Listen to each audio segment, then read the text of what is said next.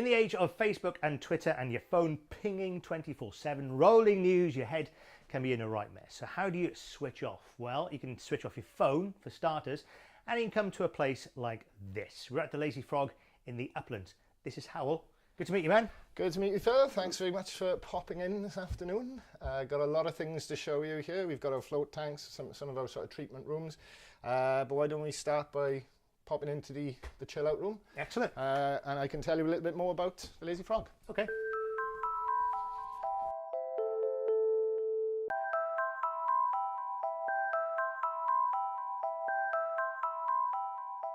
So Hywel, we're in the chill out room and it is very tranquil in here, isn't it? Thanks, Phil. We invite people to come and spend some time after their hour in the tanks. It is important to have that little buffer before sending you back out into the real world. So we've got some nice massage chairs, complimentary herbal teas and some water, some nice chilled music. We've even got some adult colouring books if you want to get involved in them. We did have a little book there where people were doing drawings of their experience, but that seems to have gone missing, unfortunately. But we've got a new one there, so perhaps after you've had your float, you can add to it for us. Absolutely. In 2017, it's really important, isn't it, to find that switch off point and not reach for your mobile phone for Facebook or Twitter? Yes, well, last week I did have a client asked if she could take her mobile phone into the tank with us. I don't know, that's where we are at the moment. Yeah, it's a part of life, isn't it? It's obviously got its benefits, but it can suck you in. And I think more people are drawn to the idea of meditating or yoga or, Tai Chi. You're spending time in the float rooms, even something simple that we can all do. We can go out for a walk with a dog or with a family or something, but just leave the phone at home so that we put our sort of intention in to spending that time with the family, rather than sort of multitasking with other people all the time. So I think the hour in there is very useful, but it's also quite an eye-opener for a lot of people these days. You see it a lot now. They'll come in, they'll sit down, whereas before they'd look for a magazine to read. Like when you used to go to the dentist years ago, before the sort of mobile phones, you'd have a 20-year-old sort of National Geographic to sort of flick through or something. Boredom was part of life, wasn't it? And we managed to get through it. These days, though, it's that instant thing, isn't it? We were talking earlier about drive-through Starbucks. People can't even sit down and have a cup of coffee anymore. They've got to be doing something else whilst having that. That's why I do try and avoid using the mobile phone when I'm out with my boys, so I can give them my time. But I do try and get in the tank once a week if I can, just to recharge a little bit, and just to give my nervous system and brain just a cut off for an hour, no stimulation at all. Why is it important to get that downtime? Why is it important to let your brain just switch off for an hour? Well, if you're meditating regularly, and by that I mean like every day, you can find calm out of the most sort of non-calm events. So, shopping, kids running around 100 miles an hour, screaming, shouting. If you are meditating regularly, that isn't so much of an issue. Your coping mechanisms are improving. Most people don't meditate at all, so for them that downtime in the tank is perhaps a little bit more important.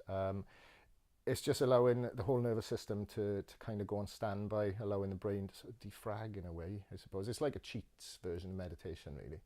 I love meditation. It's hugely important for the body. We did speak briefly earlier about how the tanks came into being. The professor of neuroscience called Professor Lilly, John Lilly out in America, built this sort of contraption which he could lie in and measure his brainwave patterns, hook it up to a computer and see what was happening.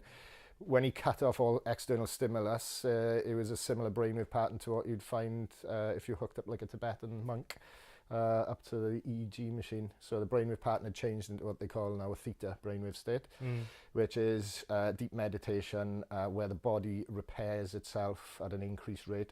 So again, back to the original use of these was sports rehab back in America in the sort of early 80s.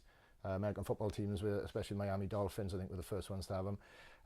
They started using them for their players to recover over niggly injuries. And they won the Super Bowl that year, so whether it's coincidence, I don't know, but that obviously gave a bit of a lift to the whole idea of using the float rooms. And we get a lot of people, a lot of athletes using our tanks for recovery. When you're in that, spending an hour zoned out, the body, the blood pressure reduces. You know, you sort of the hormones like cortisol. You know, they're being sort of drawn out of the body with the Epsom salts. You know, the body's sort of biochemistry is changing whilst you're in there. For obviously for a benefit rather than a sort of hindrance. So when you're training hard, you're building up a lot of lactic acid.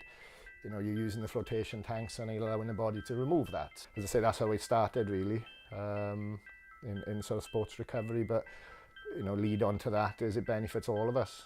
The great thing about this, it seems to take away the fact that so many people in 2017 reach for a bottle of pills, don't they, to do the same sort of thing that this would do naturally. It is frustrating because you know, quite often you'll get somebody coming here and writing down that the reason they want to float with us is anxiety, sleeping problems, and you know, tiredness and so on. And we do have a nice little sort of introductory package of 4 sessions, 1 a week for 4 weeks. And you know, we encourage people to try that rather than just the one-off hit, because if the doctor tells you to take these tablets for the rest of your life, you're not going to turn around and say to them, well, look, I'll try it once, and if I like them, I'll carry on. All right, you're going to just carry on being on those tablets for the rest of your days. When they come to more alternative places, it's like, well, I'll give it a go. If I like it, I'll do it again. Well, things like acupuncture and floating and counselling and all forms of natural therapies, you know, it's not a magic bullet. It's not, you know, people have spent maybe 30 or 40 years getting themselves into this state. And then they either expect drugs to take them out of it, or to come somewhere like this once and reset the clock, you know. But we know with our sort of lot, because we've been here 10 years now, so it's not as if we've just opened up. And some of our clients who've been coming here since we more or less opened, they'd be great to chat to, you know, because they would be able to say, well, look, yeah, we went through the first couple of sessions and it was really hard to switch off. But now we come sort of once every fortnight, you know, for the health benefits of it.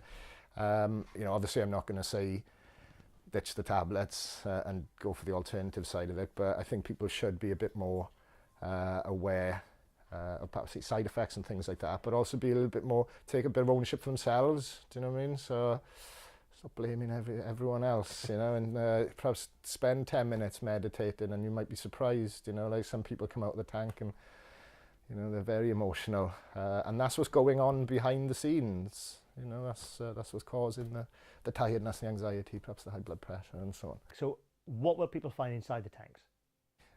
Basically, that's all you've got inside the tanks is water and salt.